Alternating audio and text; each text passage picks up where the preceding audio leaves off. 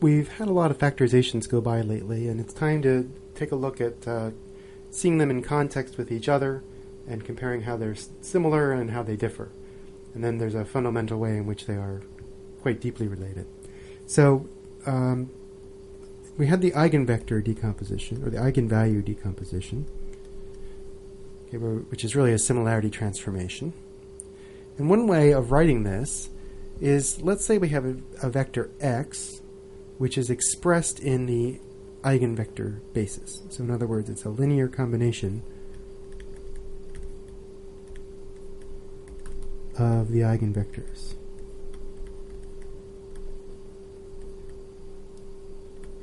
So if A is diagonalizable, we know the eigenvectors are a basis, and we can always do this in a unique way. Well, then when you multiply by A times x is the same thing as VD V inverse x, right?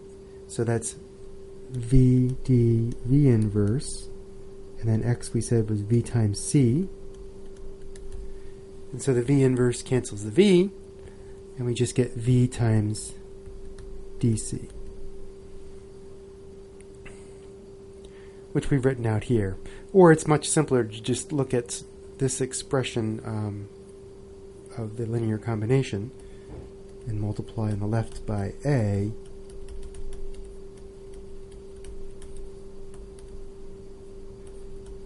The constants, the scalars, can go right through.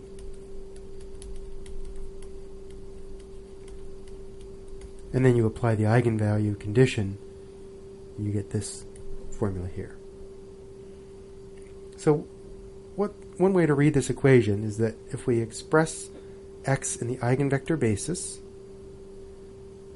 and we express A times x in the eigenvector basis, well then all we did is multiply each component here by a lambda. So we took this component, multiplied it by lambda.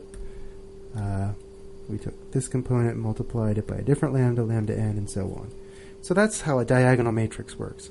So remember, any diagonal matrix, if we have d11 down to dnn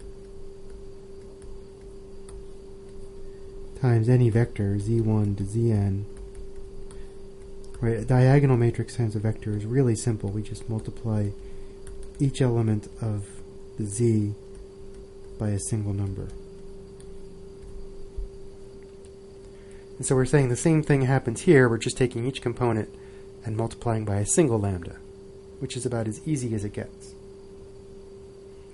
Now in the SVD,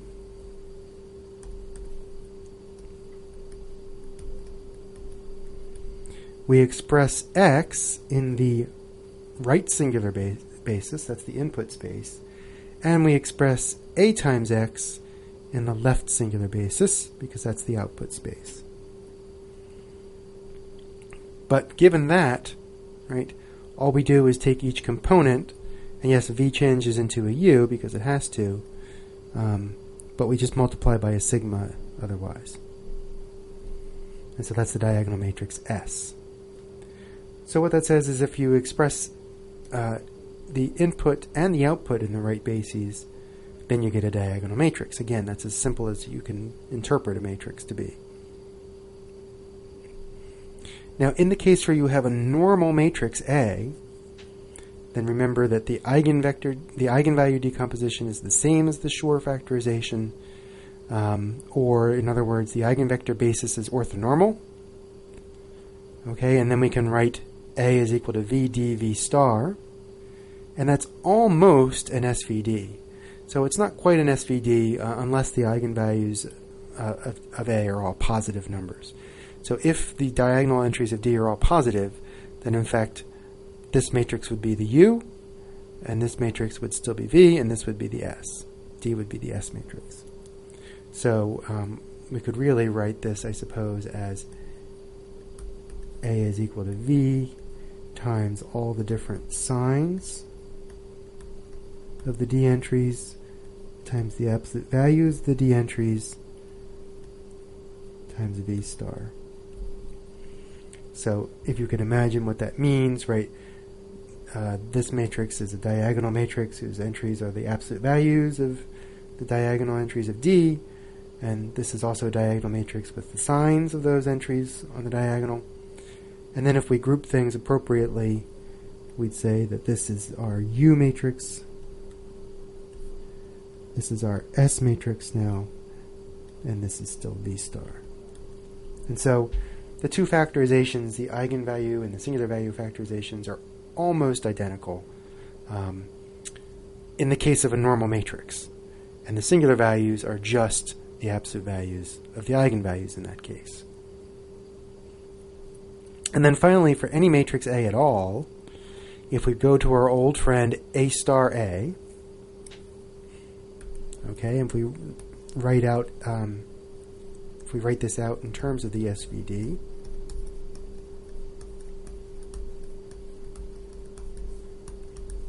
then of course we have to reverse the order here.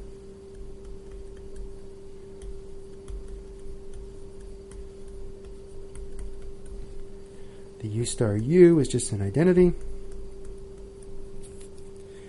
S is a real matrix, so we can write it as S transpose. Okay, and if we write out what S transpose S is,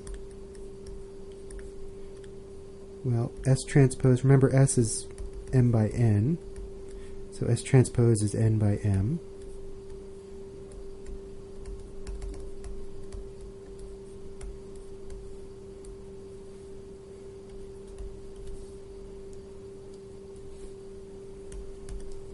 And so this is V.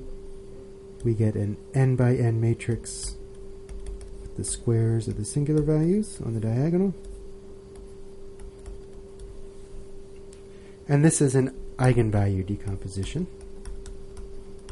of, remember this whole thing started as A star A. So the eigenvalues of A star A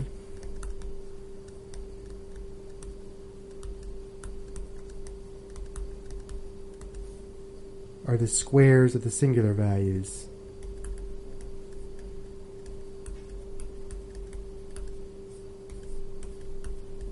of A. And we also get the right singular vectors are the eigenvectors of A star A. Notice that A star A is a normal matrix, no matter what A was originally. So this is one way you can compute the singular values and singular vectors of a matrix, although it's not necessarily the best way. But being able to compute eigenvalues is enough to being able to compute singular values, and so we can also even use that to compute the two norm of a matrix as well.